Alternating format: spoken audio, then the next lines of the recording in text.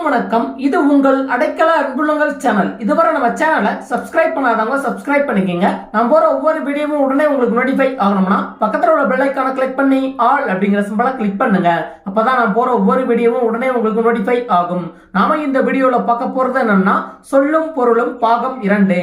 அதாவது தமிழ்ல செயல் பகுதியில ஒரு சொல்ல கொடுத்து அந்த சொல்லினுடைய பொருள் என்ன அப்படின்னு கொடுத்திருப்பாங்க. அதுபோல உரைநடையிலுமே ஒரு சில இடங்கள்ல ஒரு சொல்ல கொடுத்து அந்த சொல்லினுடைய பொருள் என்ன அப்படின்னு கொடுத்திருப்பாங்க. இந்த மாதிரி தமிழ்ல எங்கெங்க சொல்லும் பொருளும் இருக்கோ அதை எல்லாத்தையும் தொகுத்து நான் கொடுத்திருக்கேன். அதை இப்ப பார்க்கலாம். சொல்லும் பொருளும் பாகம் 2. ஃபர்ஸ்ட் மேதைகள். மேதைகள் என்ற வார்த்தையினுடைய பொருள் என்ன அப்படின்னா அறிஞர்கள். அடுத்து மாற்றார். மாற்றார் என்ற வார்த்தையினுடைய பொருள் என்ன அப்படின்னா மற்றவர். அடுத்து நெறி. நெறி என்ற வார்த்தையினுடைய பொருள் என்ன அப்படின்னா வழி. அடுத்து வற்றாமல். வற்றாமல் என்ற வார்த்தையினுடைய பொருள் என்ன அப்படின்னா அழியாமல். அடுத்து நன்றியறிதல். நன்றியறிதல் என்ற வார்த்தையினுடைய பொருள் என்ன அப்படின்னா பிறர் செய்த உதவியை மறவாமை. அடுத்து ஒப்புரவு.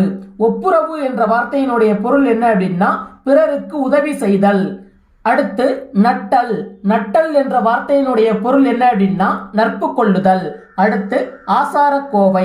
ஆசாரக்கோவை என்ற வார்த்தையினுடைய பொருள் என்ன அப்படின்னா நல்ல ஒழுக்கங்களின் தொகுப்பு. அடுத்து நந்தவனம். நந்தவனம் என்ற வார்த்தையினுடைய பொருள் என்ன அப்படின்னா பூஞ்சோலை. அடுத்து பார். பார் என்ற வார்த்தையினுடைய பொருள் என்ன அப்படின்னா உலகம். அடுத்து பண்.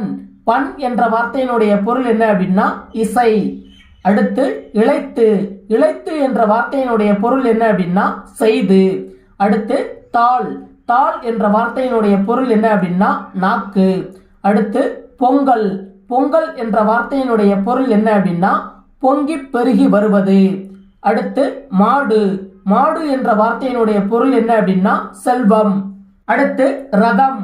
ரதம் என்ற வார்த்தையினுடைய பொருள் என்ன அப்படின்னா தேர். அடுத்து மல்லெடுத்த. மல்லெடுத்த என்ற வார்த்தையினுடைய பொருள் என்ன அப்படின்னா வலிமை பெற்ற. அடுத்து சமர். சமர் என்ற வார்த்தையினுடைய பொருள் என்ன அப்படின்னா போர். அடுத்து நல்கும். நல்கும் என்ற வார்த்தையினுடைய பொருள் என்ன அப்படின்னா தரும். அடுத்து களனி. களனி என்ற வார்த்தையினுடைய பொருள் என்ன அப்படின்னா வயல். அடுத்து மரம். மரம் என்ற வார்த்தையினுடைய பொருள் என்ன அப்படின்னா வீரம். அடுத்து எக்களிப்பு. எக்களிப்பு என்ற வார்த்தையினுடைய பொருள் என்ன அப்படின்னா பெருமகிழ்ச்சி. அடுத்து களம். களம் என்ற வார்த்தையினுடைய பொருள் என்ன அப்படின்னா கப்பல். அடுத்து ஆழி. ஆழி என்ற வார்த்தையினுடைய பொருள் என்ன அப்படின்னா கடல். அடுத்து கதிர்ச்சுடர். கதிர்ச்சுடர் என்ற வார்த்தையினுடைய பொருள் என்ன அப்படின்னா கதிரவனின் ஒளி. அடுத்து மின்னல் வரி. மின்னல் வரி என்ற வார்த்தையினுடைய பொருள் என்ன அப்படின்னா மின்னல் கோடுகள். அடுத்து அரிச்சுவடி. அரிச்சுவடி என்ற வார்த்தையினுடைய பொருள் என்ன அப்படின்னா அகரவரிசை எழுத்துகள். அடுத்து மெய். மெய் என்ற வார்த்தையினுடைய பொருள் என்ன அப்படின்னா உண்மை. அடுத்து தேசம். தேசம் என்ற வார்த்தையினுடைய பொருள் என்ன அப்படின்னா நாடு. அடுத்து தண்டருள்.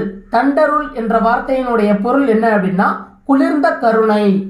இப்ப சொல்லும் பொருளும் பாகம் 2ல 30 வார்த்தைகளையும் அந்த 30 வார்த்தைகளுக்கான பொருளையும் பார்த்தோம். அடுத்து சொல்லும் பொருளும் பாகம் 3ல மேலும் 30 வார்த்தைகளை பார்க்கலாம்.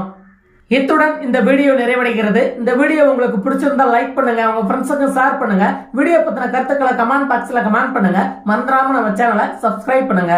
இது போன்ற வீடியோக்கள் மற்றும் மேலும் பல ஷார்ட்கட் உள்ள வீடியோக்கள் நம்ம சேனல்ல இருக்கு. அதையும் பார்த்து தெரிஞ்சுக்கங்க. நன்றி, வணக்கம்.